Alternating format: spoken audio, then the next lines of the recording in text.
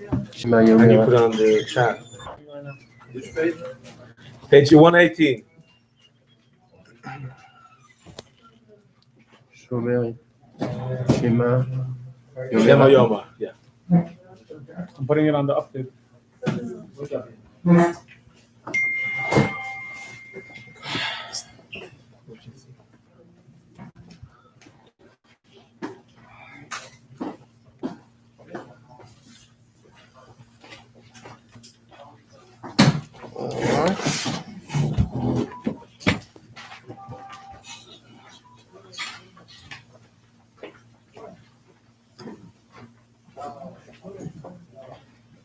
Okay. Just record on this. All right.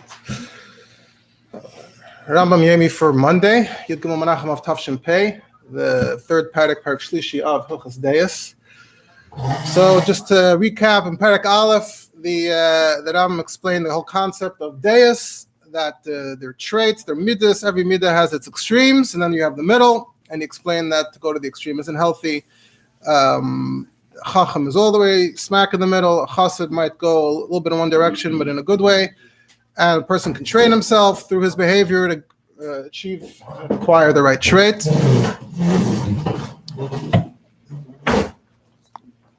And that this is all connected to the mitzvah, to lihidamis b'drachav, to go in Hashem's ways, mahu rachum, etc. And Perek Beis yesterday, he brought the idea of a soul malady, a soul illness, not in the sense of mental illness, but using that terminology and the concept of healing and doctors of the soul. And that sometimes in order to heal a real serious case, you need to you go really extreme to almost an absurd level, but the idea is that you get back to the middle.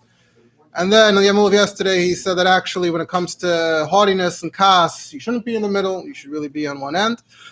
And also spoke about how important it is to keep quiet, not to speak too much, and also spoke about not misleading people, das, and just a lot of statements and pieces from Perkei Avos, and how the person described in that parak embodies those values from Perkei Avos. Yes, spoke about that was laughing. And laughter, I was mentioned at the end as well, yes. So today is going to continue, and it's really continuing almost like today's paragraph is continuing the last paragraph to discuss the idea about distancing ourselves from material things, gashmias. Is that a good idea? Does that fit with the Torah's values or not? How does it fit with what we explained until now? And since he concluded Perek Beis, he mentioned the Mishnah, that taiva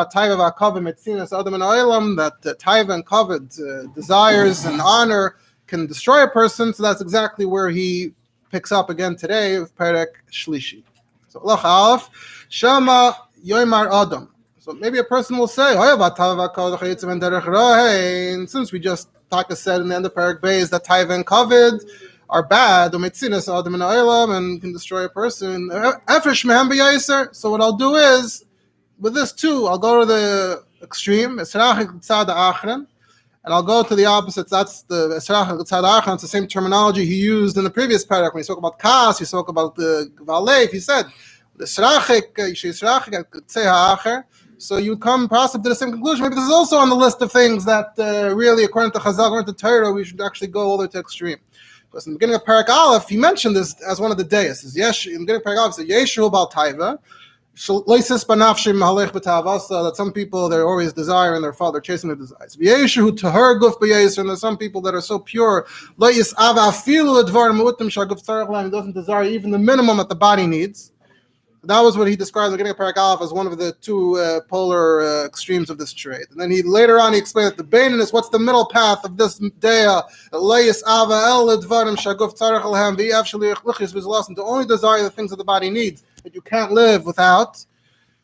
So, but now you just told me that the taiva is taiva mamish destroys a person. So maybe, according to Chazal, are saying that this is also the kind of thing that we should actually go all the way to the extreme. Maybe even the minimum of taiva is also bad. So you'd think, perhaps. And what would that mean? It's he won't eat meat. He won't drink wine. He won't marry a woman. He won't sit in a nice home. He won't wear nice clothing. And all he'll wear is sack or unwoven wool, just stuff like that. And the Rambam says that this behavior is Kegoin Kumrei Edom. This is the behavior of the Kumrei Edom. What are the Kumrei Edom? So Edom refers to Christianity, and the Kaimrim are priests. So the Rambam is actually explicitly calling out the priests and the monks in Christianity, where that's their big idea, that if you're super special and you're super important, so you don't marry a wife. The other details about all the other pleasures, it could be, I don't know if they're always so consistent over time with what they did or didn't do, but marrying, that's always been a big thing in main Catholic Christianity, etc. The old variants of Christianity. It's just interesting to note that today we have Josephus was in the time of the Churban. Tisha B'Av, so you have his original writings from Greek. They wrote in Greek at the time, so it's famous that he describes there that in addition to the groups in Klal, so they had the Prushim, he had the Stukim, so he describes there's also a third group called the Essenes. It's not mentioned in our Makairis and in Lashon HaKodesh or Aramaic, so we actually don't know what the Jews would have called them, but in Hebrew today we call them, we just try turn Hebraicize it, we call them Isiim. He describes them exactly the same way. They didn't marry and they didn't do any business. And a few decades ago, when they found the Dead Sea Scrolls, so they said it's probably connected to this group. Anyway, so I saw actually that over the centuries, there were some Christians who said that, look at the Essenes and Josephus, that's actually a mocker. You see that in Judaism, there also was such a concept for the, just like we have Lahavdil, they have the monks and the priests, so maybe this was a source originally in Judaism. But anyway, this is not mentioned in Chazal, and as the Rambam is going to say, this is not what we consider Yiddishkeit, so the Rambam just says it's Kumrei Edom.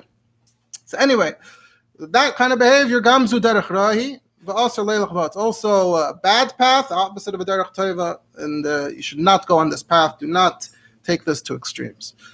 And he uses the word Aser. Until now, the Rambam only used the word Aser in Perek Beis for Kas. Over there, he said it's Aser to be in the middle. And Knevas Das also said it's Aser. And here he's using Aser, Dafka, to go to the extreme. Here, going to the extreme is Aser.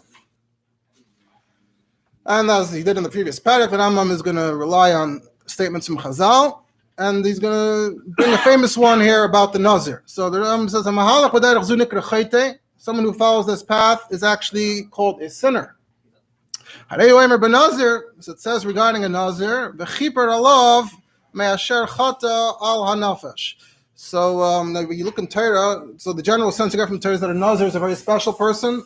But here comes the famous Chiddush from Chazal that why does a Nazir bring a carbon chatas? Essentially because he sinned by being a Nazir.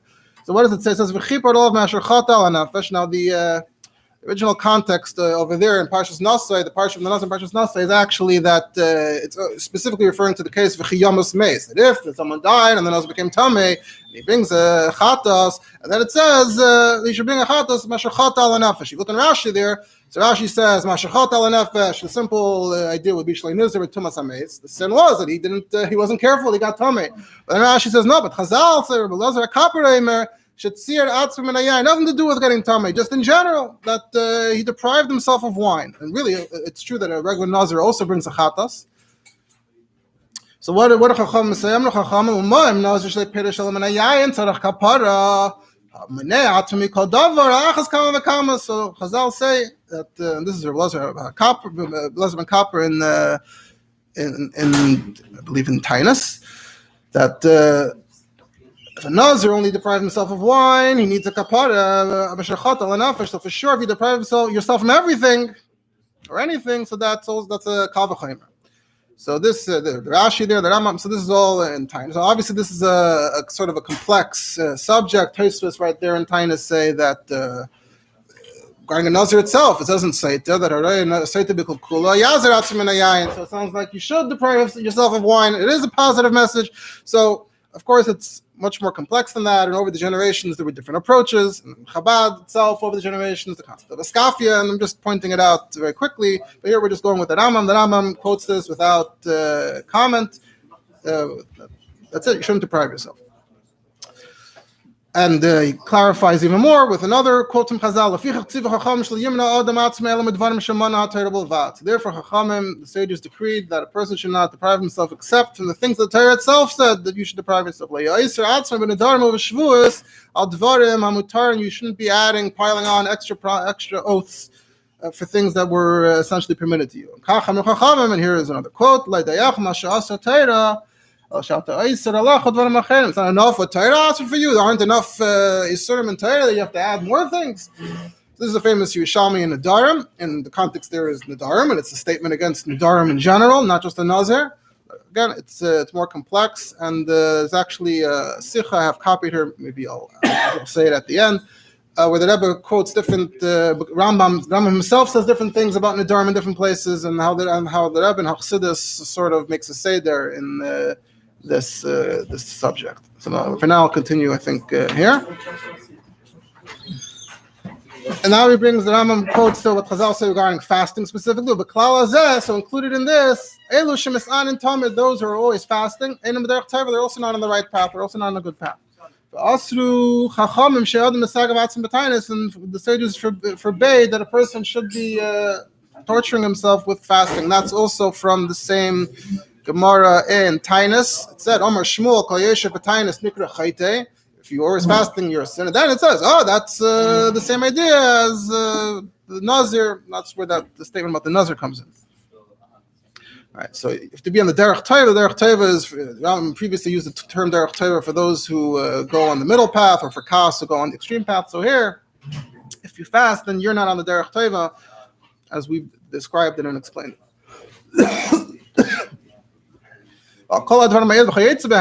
Things like this, and anything similar to Siva Shleima Ba'omar, Pasuk in Kehelas, Al Tehid Tzadik Harbe, Val Tischakim Yeser, Loma Tishoimim.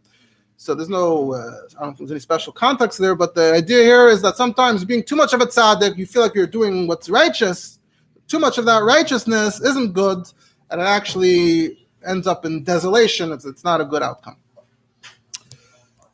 So, okay, so we said we shouldn't deprive ourselves of gashmias. Okay, so what's with all the gashmias? It's very megushim. It's very material stuff. We should just it can't be that we should just be into material things. So that's where the next idea comes in, as we're going to see at the end. Which Chomasach is a mission of Perek Avos. So Beis. So a person actually, with everything he does, everything has to be with the purpose, with the intention of knowing Hashem. Now, it's an interesting expression. Well, what is that? What do all these things have to do with knowing Hashem? He doesn't explain it right away, but he'll get back around to it in Halacha Gimel.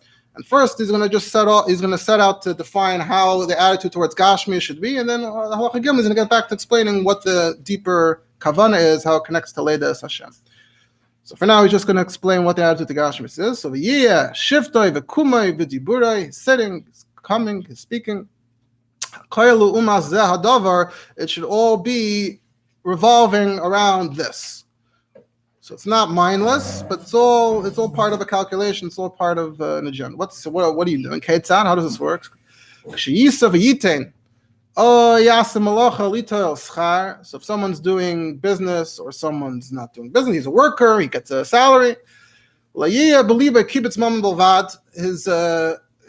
mind shouldn't be focused on the money and earning money. What's the real kavanah?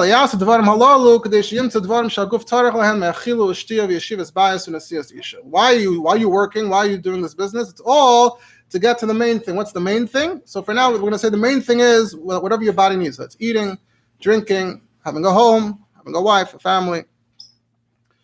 So that's the tachlis. So again, he didn't mention the ruchnius. Right now, he's just going to say that when you eat, it has to be just about the purpose of eating. If you're making money, it's, again, all about the purpose of eating. And we'll get back to Halacha Gimel, we'll get to the point behind all the points. So, so when a person's eating or drinking or engaging in marital relations, so another example of this would be that while doing those actual things, while engaging in those things, it shouldn't be for the pleasure involved. Because if you were to do that, what would happen is because if that is your motive, so what's going to end up happening is you're only going to eat and drink things that are sweet, things that are tasty, things that you like, and marital relations are going to be for the pleasure, and that's not good. So when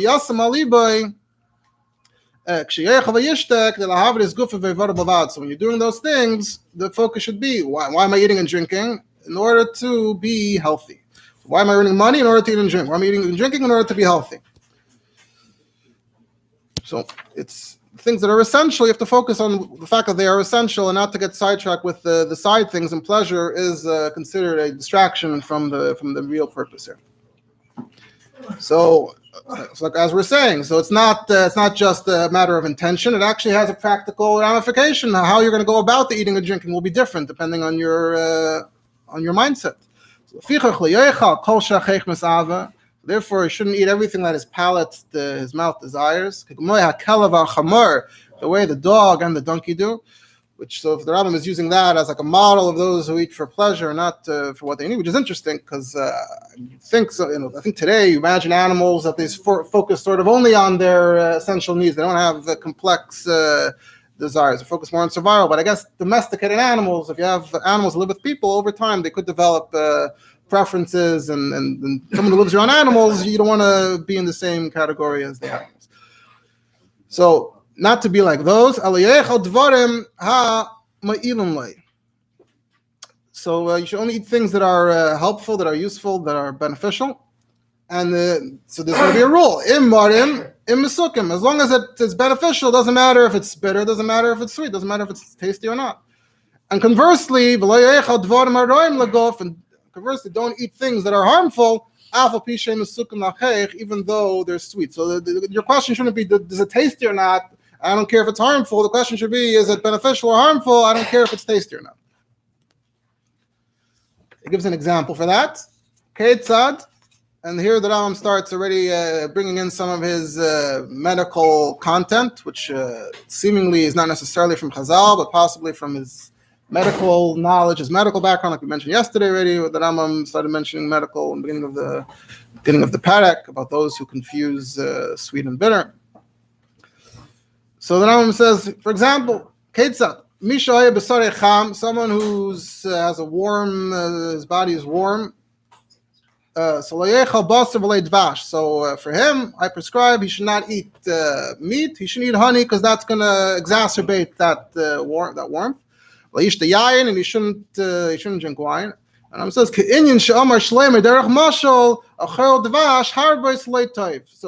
Shlema, it's a pasuk in Mishlei. The Rambam himself says it's really a mashal. The Rambam wasn't actually talking about the benefits of eating or not eating honey. But for our purposes, we're going to quote the pasuk literally that don't eat a lot of honey if you're this guy, or in general. And what else should this person do? So what are olshin? So olshin, the plant is called the Sicorium plant. From Sicorium you have chicory. You also have endives. Olshin endives are mentioned famously on the list of maror in Mishnayos, the types of maror. And like I'm saying, he's about to say it, it's bitter. Even though it's bitter. So if you're drinking endive juice, why are you drinking endive juice? No one's doing that for fun. Clearly, the only reason why is for the medicinal properties, because that's the belief is that's going to help you be healthy and whole. Because it's impossible to live without eating and drinking, so you have to eat and drink. So you eat and drink the things that keep you going.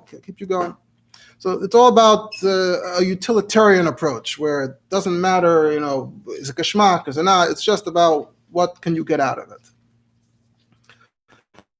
Some gave examples with eating, and now he goes on to another example. So marital relations. So what's the reason? The reason is for health reasons, or to l'kaim zara seemingly means to keep society, keep humanity going, to reproduce, to recreate. So these are two possibilities, and again, it looks like he's going to spell those two out right now. So therefore, a person doesn't do that whenever he feels like it. So either because he knows that at a certain interval the body needs to relieve itself, which again, he seems to be citing some kind of medical knowledge that is explained elsewhere, and he's just mentioning it in brief. Again, we said this either or, so it's either for an immediate bodily need, or it's not an immediate bodily need, but he actually is trying to have children right now. So that's another reason. Now the Ravid actually wakes up over here. You haven't heard from the Ravid in a while. The Ravid says, "V'chein lemitzvas oina im himakpedes." So you also have mitzvah of oina, not just for these two reasons, but if the woman wants, it's a mitzvah. What about that? So the Kesef Mishnah, we said the Kesef Mishnah is the commentary of the Beis Yosef, the Mechaber, he wrote on the Rambam, and he likes to defend, they bring the Makaris for the Rambam, defend the Rambam, so he immediately quotes the Rav and he defends the Rambam. He says, not mentioning that, that's a chiyuv. We're going to learn about it in Hilchos. The Rambam didn't skip the whole concept. It's going to come up in the appropriate context. We were talking about things you're doing willingly. Not if it's a chiyuv, it's a chiyuv. That's a different thing. We were talking about if you are voluntarily going ahead, so it would either be for this reason or for that reason. That's what the Kesef Mishnah responds. So now that we described the mindset of a person towards the physical things on an everyday basis, and now the Rambam gets back to explaining what the deeper kavanah of this all is. The Rambam says, someone who behaves according to the rules of medicine, if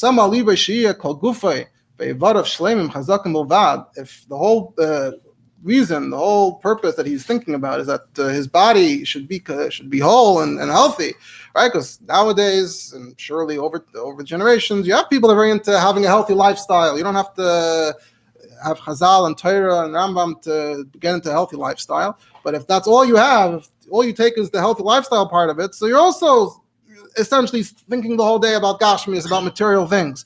It's just a different style. One guy's focus on material things is enjoyable stuff, and someone else focuses on the healthy stuff. So it has to have a deeper purpose. And another example says,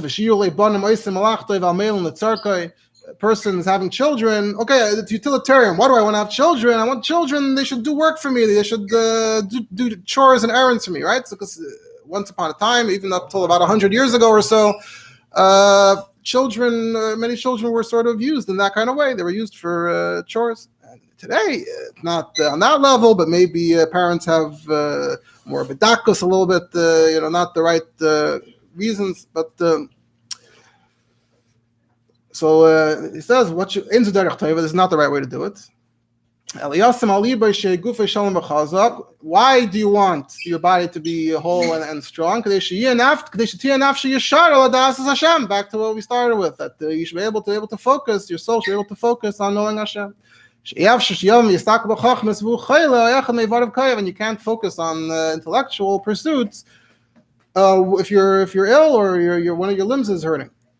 And that's why that would be why you want to be healthy. And what about the children? It says, why should you want to have a child? Maybe he'll turn out to be a gadol. So that's a reason. So that's earlier he said just the kaimas azera, and here he said that just to keep humanity going. A good gadol, yeah. Chacham v'gadol, yeah, of course. So, but it's interesting. Here the Rambam adds this extra wrinkle. And the idea being that it's not your own, even over here, I'm assuming that it's not your own nachas, that you should have nachas that your child, it's your contribution to the world. What's the best contribution to the world? Not a doctor and a lawyer, another Gadol B'Yisrael. There's actually a little bit about this in the Sichas, in Chelik Lamed, Noach Beis, the Sicha there about the mitzvah of Pru Revu.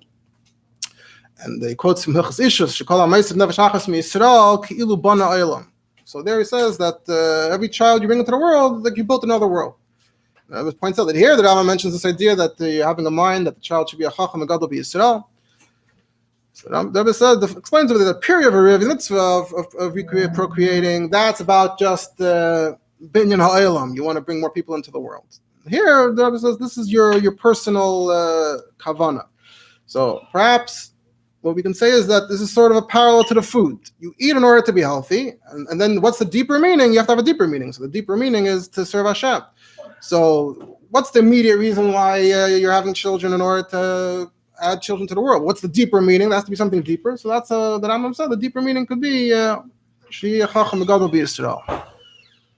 But at the core, mitzvah privilege is just to recreate. Yeah. Okay. Now the Rambam sort of sums up what we consider to be the famous approach of Judaism to serving Hashem through material things. So it turns out that someone who follows this path his whole life, so Hashem Tamid. So he's in essence, he's always serving Hashem.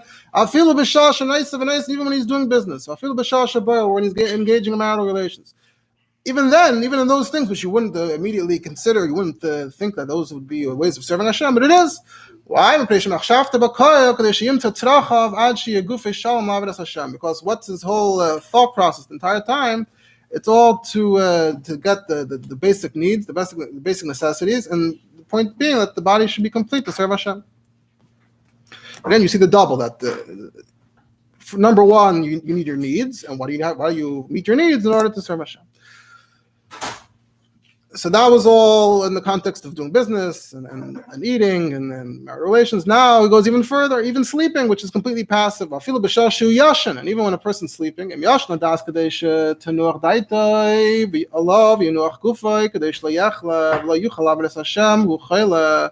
the reason why he's thinking this is he has a mind that I want to be able to rest my mind up, rest my body up, I don't want to get sick from lack of sleep, I won't be able to serve Hashem if I'm sick, so I need to sleep.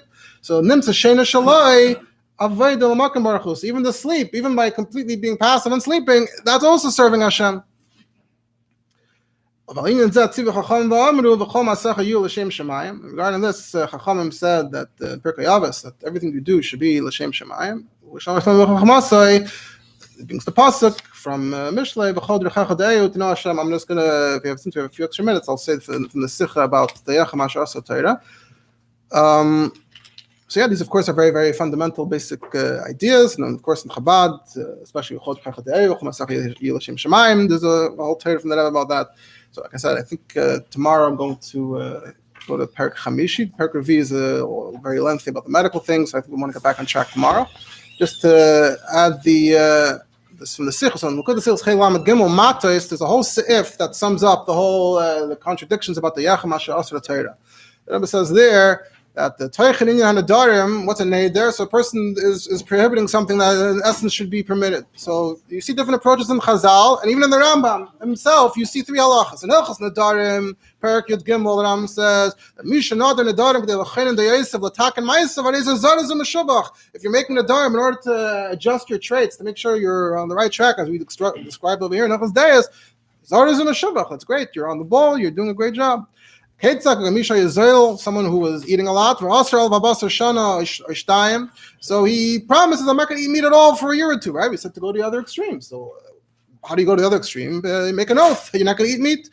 Misha gives other examples. So it's all ways of serving Hashem. For Nadarim like this, and similar, Amru Chachamim, in Perek the Nadarim Shagla Precious. That Nadarim is a good gateway for being Parish, so you only end up being on the middle path. So that's one thing the Rambam says. Then in the same Perek, in the Rambam, the next halacha, the Rambam says, even though you're serving Hashem with these, you shouldn't overdo it, and don't get used to, don't turn it into a habit. Really, you actually should avoid things you should be avoiding without a neder. And then the Rebbe quotes Hilchos Deios over here. Perek Gimel.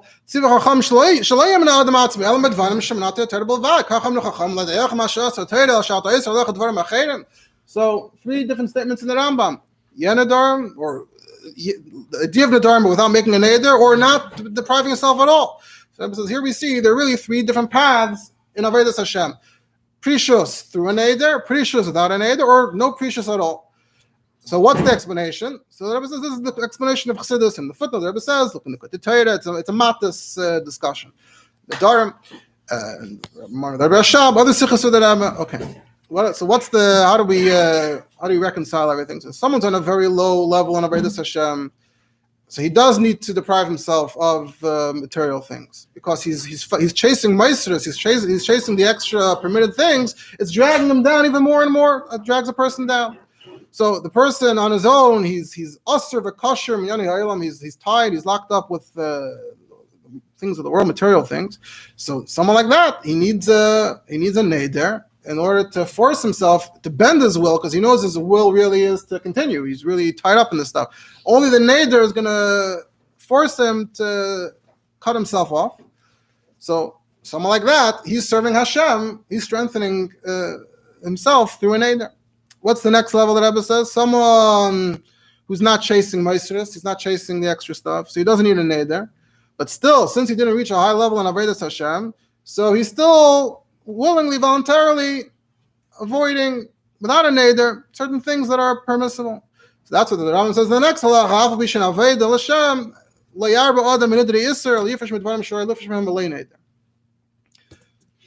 and that's Kaddish. That's the concept that we quote in some place of Kaddish Atzmecha b'mutalach, that you are being Mekadosh yourself, you are sanctifying yourself by not engaging in the things that are permitted, not a neder, but just you're on a higher level than Avodas Hashem. It says then the highest level is someone who's on such a high level in Avodas Hashem that there's no concern at all that something that's permissible would ever pull him down, would ever drag him down. So regarding him, that's what Chazal said, that's what the Rambam said, because someone on this level, there's no concern that he'll be pulled down. Adrabah, he should be involved with things in the world. That's birur, that you're being mevayar things, you're purifying, you're taking things in the world and making them holy. Like the Rambam concludes in Hilchos in Perek Shlishi here, Tzivu Chachamim, V'amanu Kol Masach Hayu L'Shem Shemayim, even as the Rabbi says, Deios, which is a higher level, and to bring them up to the kedusha of the person. Everything that you said now also with the Tanaisim. How do we reconcile the Tanaisim when people used to fast? And